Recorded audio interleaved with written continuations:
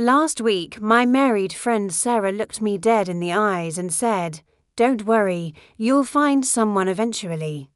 There's nothing wrong with you. I'm not incomplete.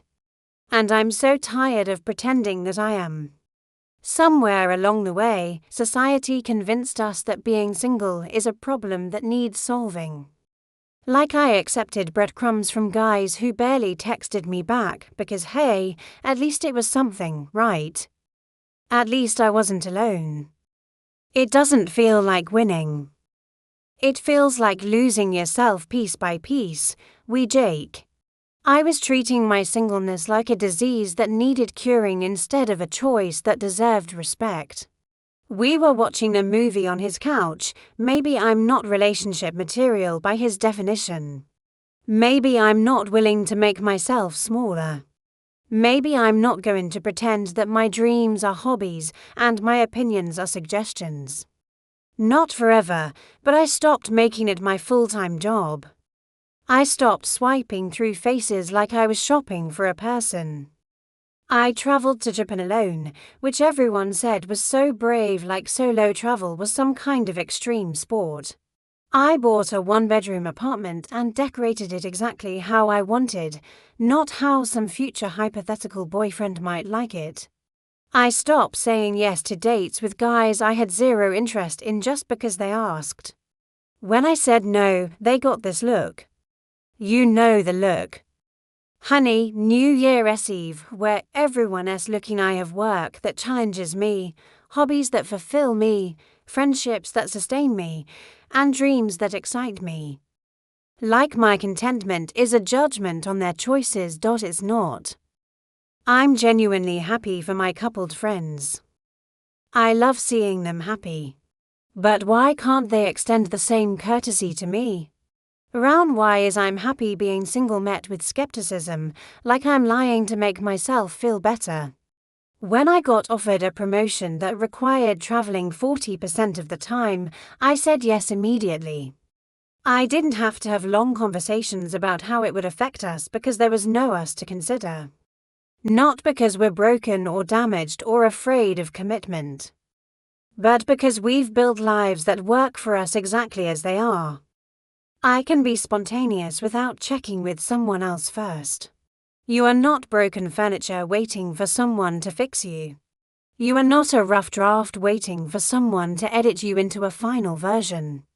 I can be messy or clean, social or hermit-like, without it affecting anyone but me. They didn't wait for permission to live their lives.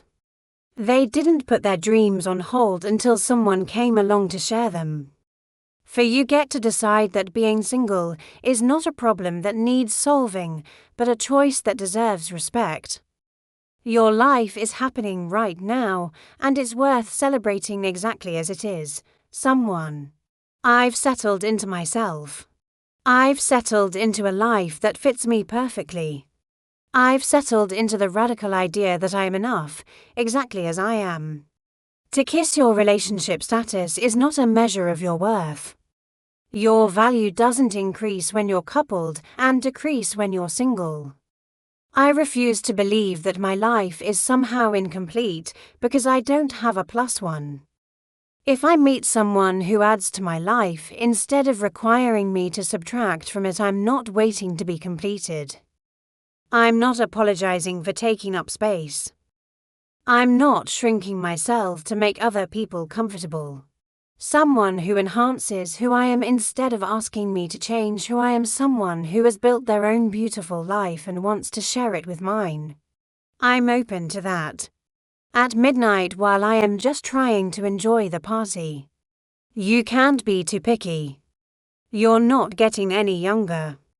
As if my worth had an expiration date. As if I was milk about to go bad. It's pity mixed with concern, like I just told them I had a chronic illness. Me. Just me. Whole, complete, interesting me.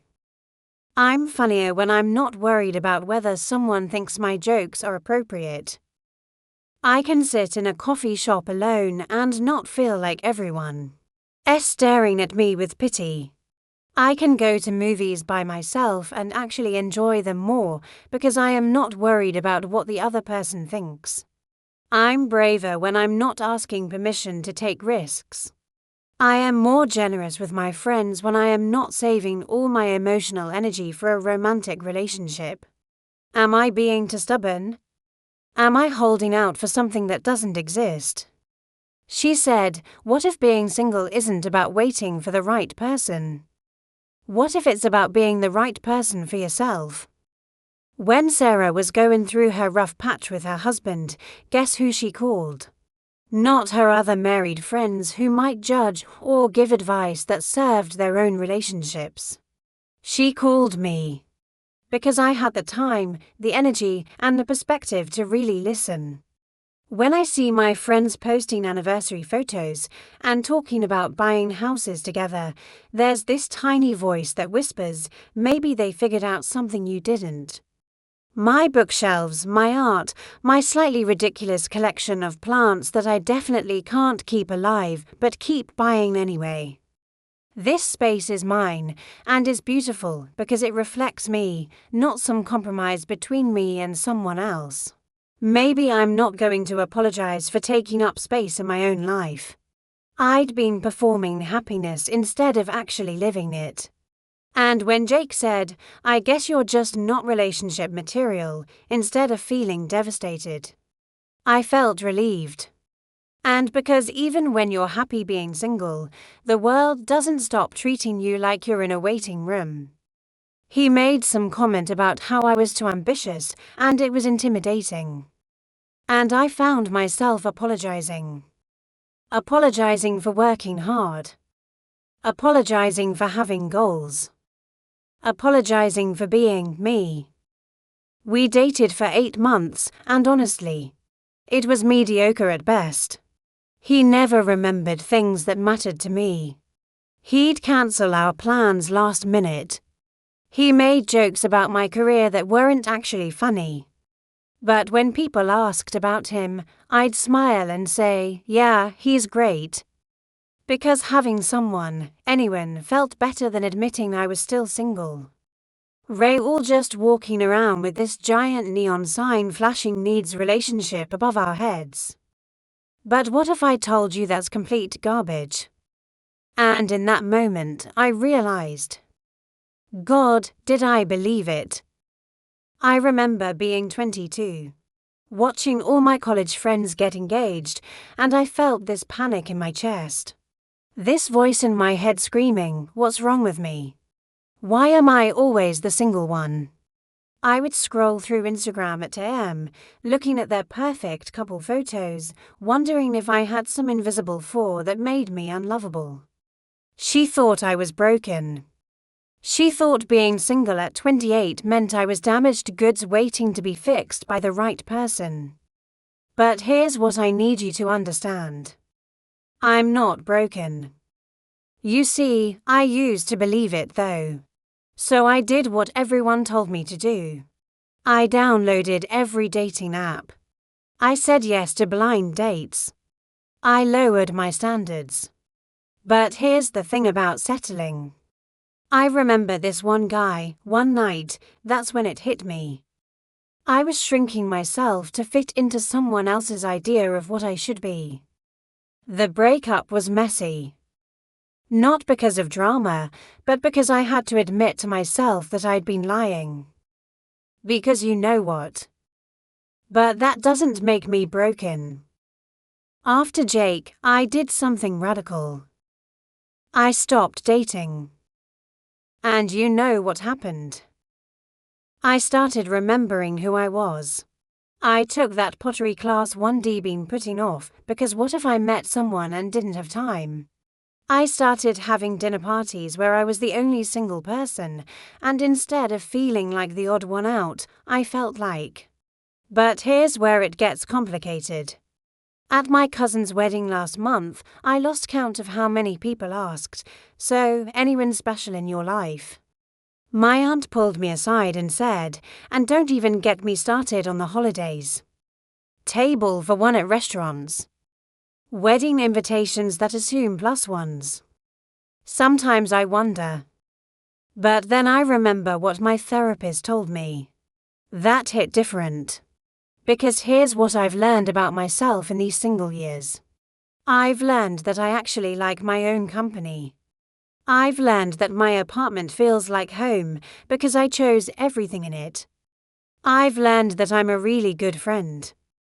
I've learned that I am capable of building a life that feels full without needing someone else to validate it.